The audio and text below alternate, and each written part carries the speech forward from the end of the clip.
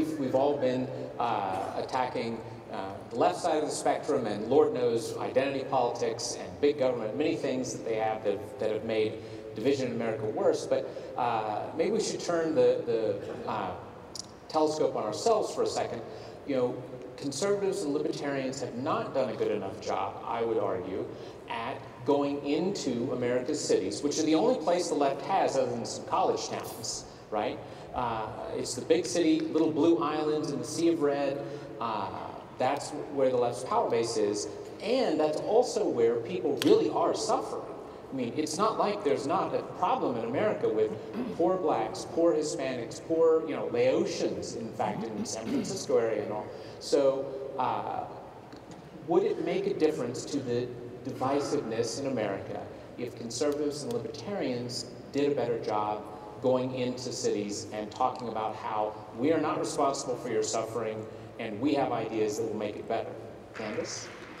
I would say easier said than done. I've realized that many Republicans suffer from PTSD, 60 years of being called a racist, and they're just, you know what, hands off. Every time they try to help or they say something, they're told that what they're trying to do is racist, and I can understand that and sympathize with that, because I get called a white supremacist, so I can't even imagine. I can't even imagine what Republicans have heard about themselves for just trying to help people. But I think we are uniquely positioned now for conservatives and Republicans to go into these inner cities, because the conversation has at long last been cracked in Black America.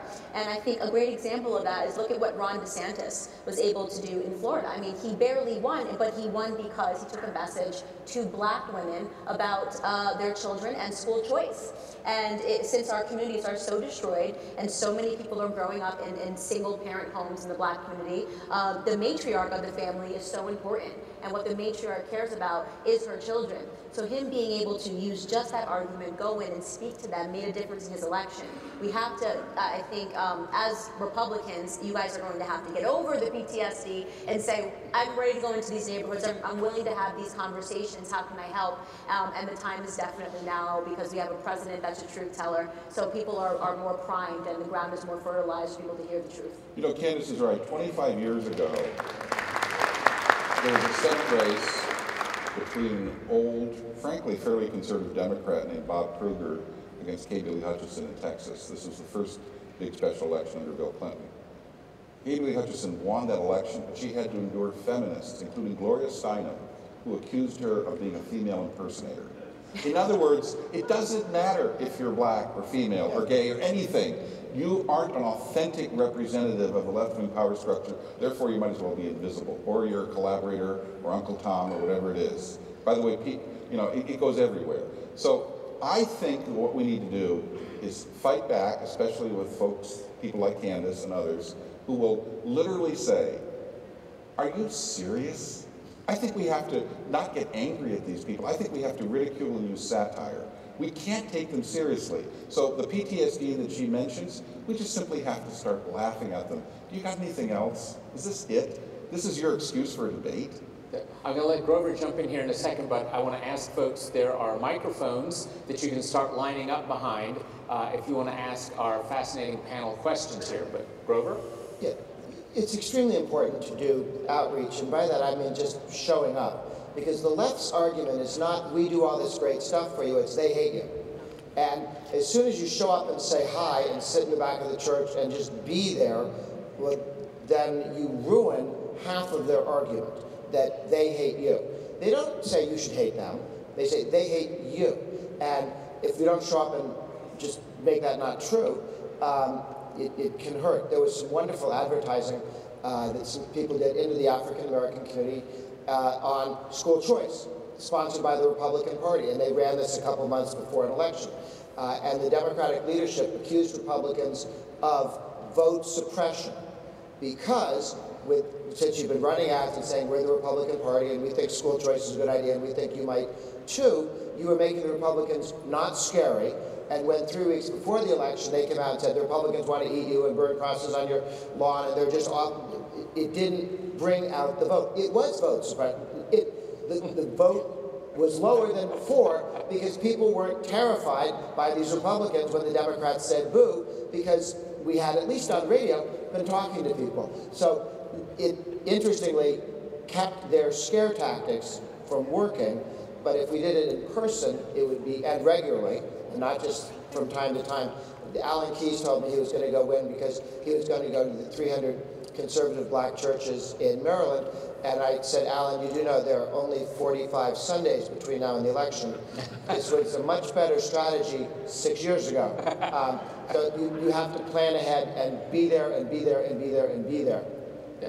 Well, I will give a plug for somebody else's book, Tim Carney's new book, Alienated America, Why Some Places Flourish and Others Fail, is wonderful on the sort of thing Grover's talking about, that civil society, which is to say the churches, the pool halls, the coffee shops, the things that really make up people's neighborhoods, especially in cities, are enormously important. They're the foundation of the resistance to government. I mean, it can't just be the individual and the state, because the state's going to win that fight. It's the things in between. And where Donald Trump was absolutely right is, you know, we talk sometimes in racial terms about who's suffering in America, and that's understandable, but what had happened for the last 20 or 30 years on a bipartisan basis was we forgot that irrespective of color, a lot of white people have been forgotten and have been cast aside, and their concerns have not been heard, and that combined with Donald Trump's, I think, call for the fact that,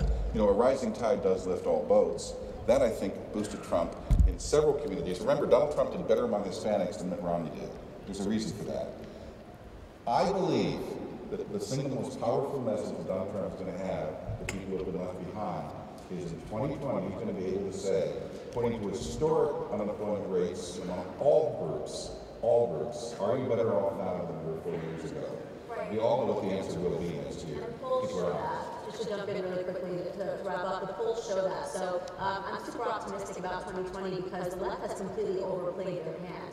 I mean, I don't know about you guys, but I'm so desensitized to the word racist at this moment. I mean, everything is racist. The Washington Post ran an article saying that air was racist. Air. Like, literally oxygen is racist. And it's targeting inner city communities, bad oxygen. It's colorless, therefore it has to be. Yeah, exactly. And so what you have, as humorous as it is that they're overplaying their hand, and it's becoming like the boy who cried wolf, where even if there was racism, we wouldn't even be able to see it because they called so many people and things racist. And you're seeing that despite them saying racist, I think in the last few weeks, 2,200 times on CNN, Black American support for Donald Trump, even by polls conducted by the NAACP, has doubled since he stepped foot into office. So there's that. One analogy is when one is in junior high school and you're 12 or 13, everything becomes a sexual innuendo. Every word, that means that. And the Democrats and the left right now, everything becomes the racist, and they try to go, they use their own theory of the universe, but you said X, and then they figure out how to, see, that means it's racist.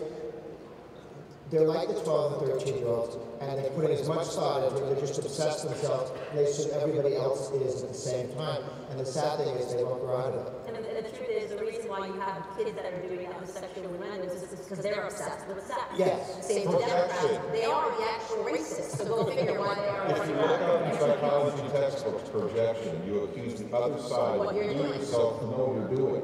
And believe me, their entire effort is a form of projection. Yes. Well, I can't resist jumping in here for on one point, which is one of the things my think tank studies is the Southern Poverty Law Center, which is wonderful at finding sexism under every rock and leaf.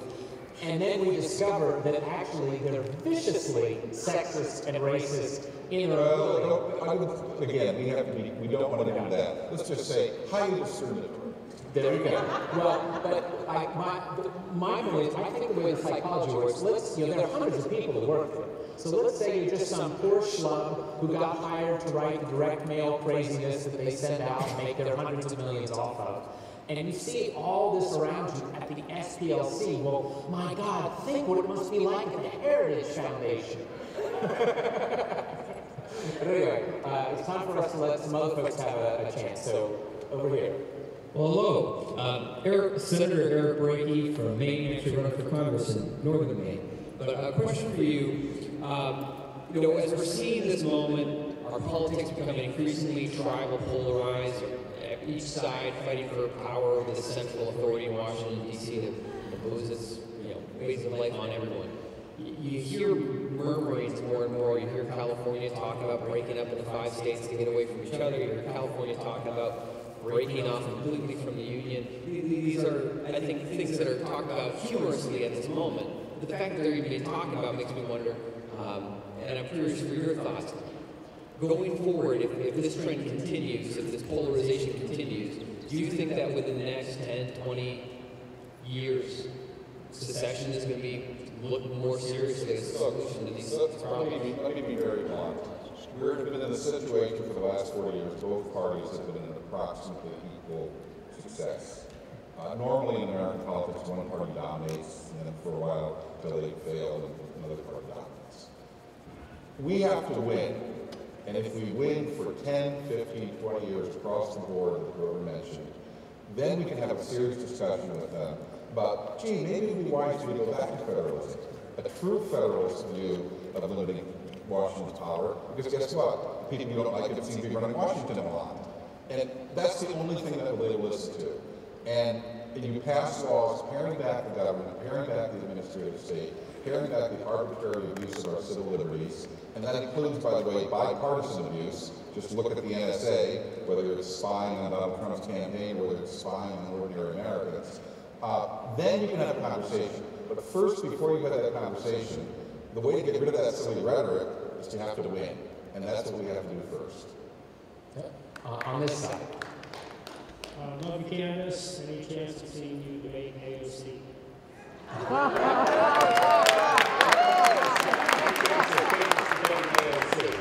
those that follow me, I've tried. I had a donor that said that they would write a $100,000 check to whoever she wanted the check written to if she would debate me, and she declined to do so. That's what happens when you don't actually believe the things that come out of your mouth. You refuse to debate your ideas. AOC believes nothing that she's saying, and she refuses to get on stage, not even just with me, with anyone.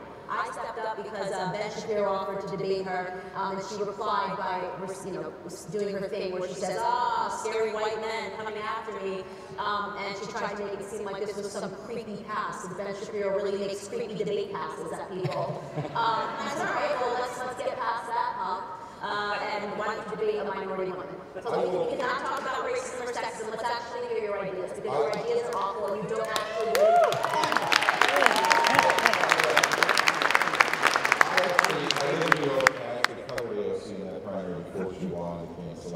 I'll slightly disagree with Candace. I think she does believe much of what she said. I think she's sincerely deluded. But the reason why her allies will not let her debate anyone of substance is William F. Buckley, founder of National Review, famously said when Robert Kennedy wouldn't debate him, he was asked, why do you think that's the case? And Buckley said, why does it only reject the grinder?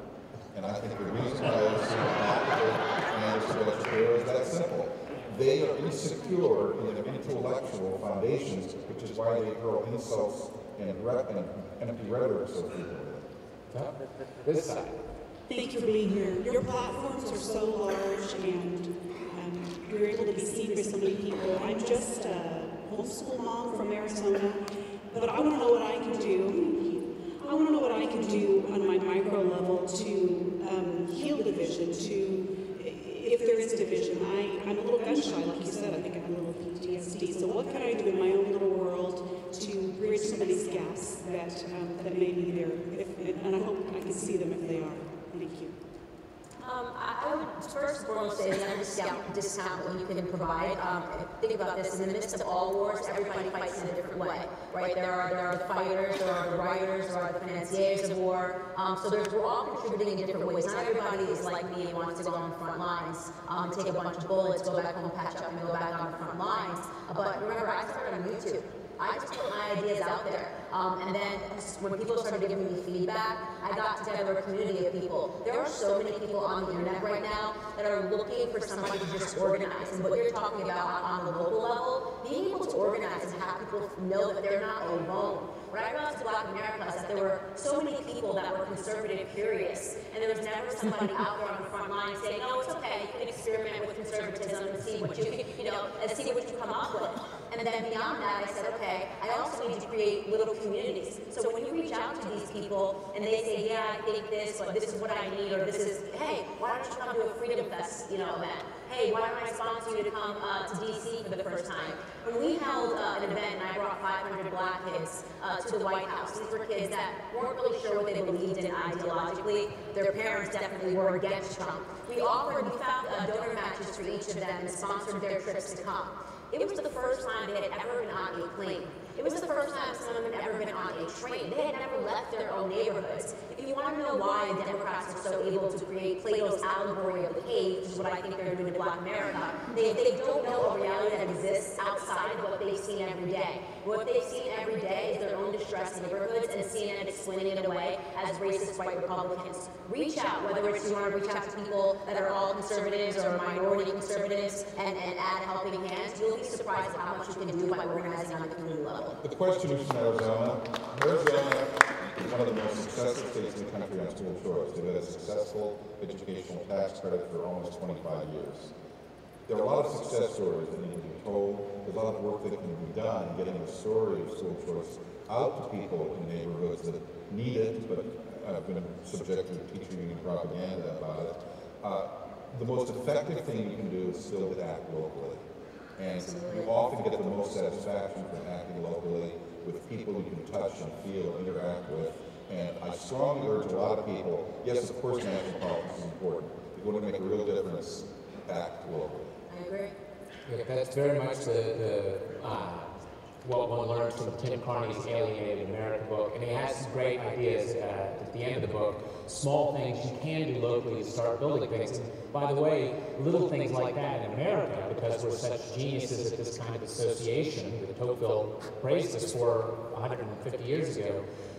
Some guy in a church basement started something called the Knights of Columbus that now has tens of thousands of members in every city and county in America. AA started a church basement. Yeah, AA, exactly, and worldwide. So you never know how far you'll go. Let's see, it's this size.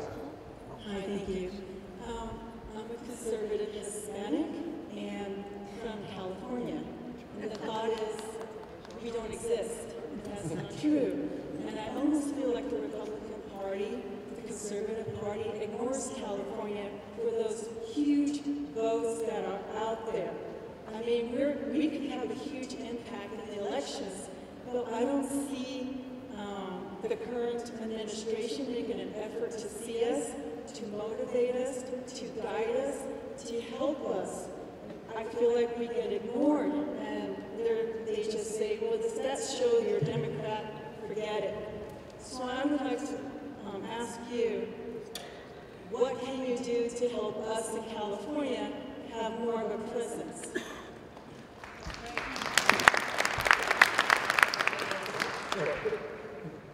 It's very difficult to get people in other states to focus on your state, not just California, but any state.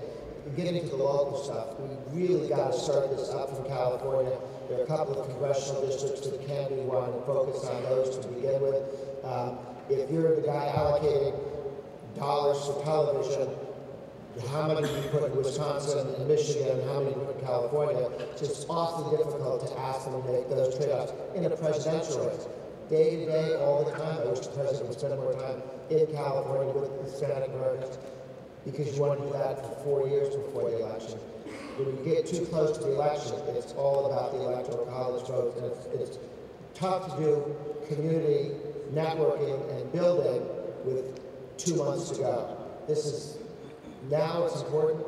It gets tougher and tougher to begin with, as you get closer to an election. So a lot of this is on your shoulder and your friend's shoulders to work the community there, and there are opportunities. There's some House races, there's state legislative races. You may not be able to win the presidency in California right now, but you can win those other races. What Prop 13 is under assault in California In 2020, that pioneer tax cutting initiative will be threatened by a left-wing ballot measure. If you can help organize Hispanics to save Prop 13, you will get much more attention than you expect, because lots of people in California own their homes, over 75%.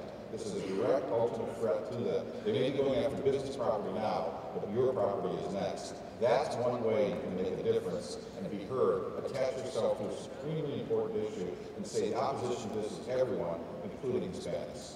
And I also just, I want to first and foremost validate what you're saying. You're absolutely right. I've been frustrated myself. When you talk to people, there seems to be this, well, forget about California, they're already lost. Because, you know, it's infested with liberalism, and that is the liberal experiment, and we're seeing that it fails in California. But you don't always have to look at a national level or a federal level for validation. You don't always have to look to the Trump campaign. The first Brexit rally that I did was in LA. The Hispanics came out in scores. It was a sold-out rally. It was awesome. You know, Brexit is my movement. Black and Latinos exiting the Democrat Party. And we had a great time. And we talked about just exactly this thing. How do we mobilize on the local level and create a movement that's happening and plug in with one another? So I would say I always try to discourage people from thinking that they don't exist unless the federal government recognizes them. You exist. You're in California. You're here. You're feeling a passion. Take that passion to the next level and mobilize. This side. Hi, first of all, Candace, you're terrific. Thank you so much. Love it. I am very, very disturbed with feelings and being offended, and the silent majority stays silent, and I can make a whole list of things that are wrong, absolutely wrong, and should be erased. When are we ever going to see consequences and some jail sentences?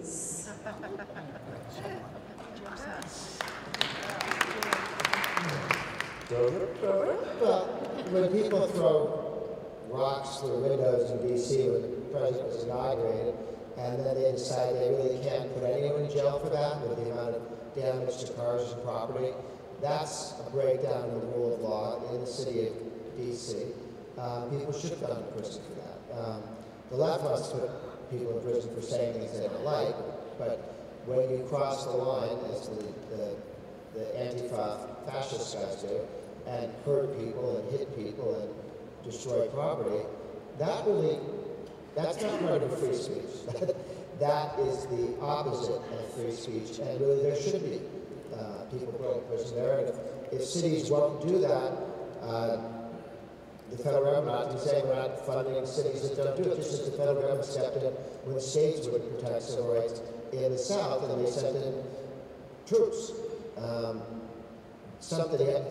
line has to be drawn at violence, and it's a sense of how badly the left thinks they're doing, that they're reduced to that, so it's sort of a cheerful sign, but it's no cheerful if you're the guy to get hit.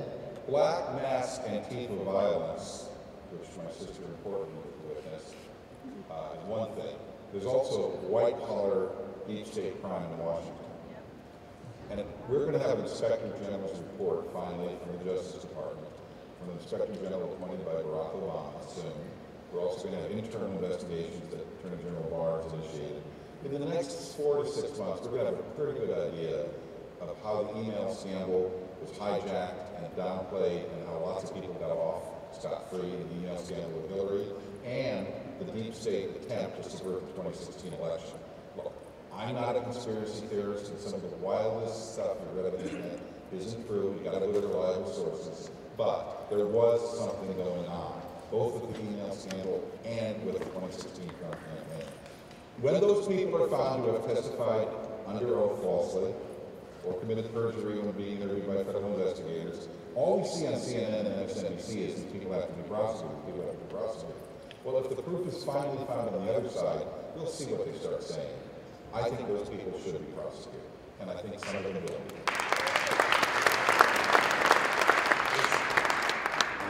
Great session. Thank you for being here. My name is Smiley. I'm from California. Speak up. Yeah, that's right. Speak up. Okay, can you hear me now? Yes. All right. Thank you for being here. Great session. My name is Smiley. I'm from California. Question for you. We're in an information war right now in this generation. We hear fake news from all sides. You just mentioned right now going to reputable sources. How do we find the right sources to trust in this day and age where there's always a new story? Who do we believe? Well, you start by turning off CNN. That would be the first thing I do. Yes, far left propaganda funded sites. I mean, people ask me this question all the time, where do you get your information from? The truth is that I don't read just one news source. And I also like to read international news coverage to see what people are saying. And unfortunately, it takes a longer process, and we live in this generation where people are so impatient. We've got Instagram, we've got Facebook, we've got the scrolling effect, and kids don't have the attention span to actually go pursue data and to go look at documents or go look at FBI statistics and things of that nature. So it's incredibly tricky. But I actually think that what's been very helpful, and you might completely disagree with this, is that we're no longer in society, the way of looking at it optimistically, we're no longer in a society where it's just CNN and Fox News competing to give us information. The birth of alternative media sources it's been extremely healthy for us. In fact, I think, and so many people say, I just wish Trump would stop tweeting. I say, what a blessing if he did tweet, or he wouldn't be in office. He got away from the mainstream media narrative and was able to go directly to the American people. So the way to do this, I guess, is you have to remain wide. You have to look at, you do in fact have to see some of the validity of what they're saying and then be able to go and debunk and look at statistics like I do. But I wouldn't rely on the younger generation to do that. Very quickly, I would make one suggestion. I've never taken a penny from this group. Real clear politics is a darn good way to follow both the responsibility on the left and the responsibility on the right. There's also real clear policy on a whole bunch of really good sites. Candace is absolutely right, but I'll also add to what she said. Every one of you can be your own publisher. Every one of you has an email list of hundreds, friends, neighbors, relatives, colleagues, work. Send them stuff with their own commentary attached to it. The believability of something you send to someone you know is so much higher.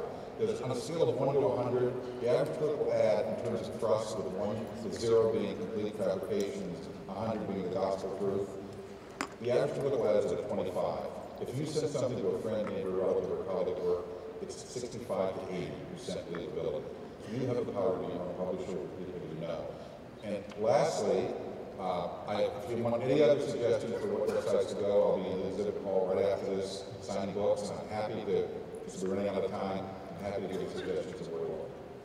Yeah, and I have to give an endorsement for our site, influencewatch.org, which is an online encyclopedia of the left. So if you want to know about Soros and Antifa, Black Lives Matter and the rest, that's a great source. But we are influencewatch.org, and got over 8,000 entries of left-wing donors, activist groups, and the rest. But I just want to ask you to please help me thank our wonderful panel because our time is up.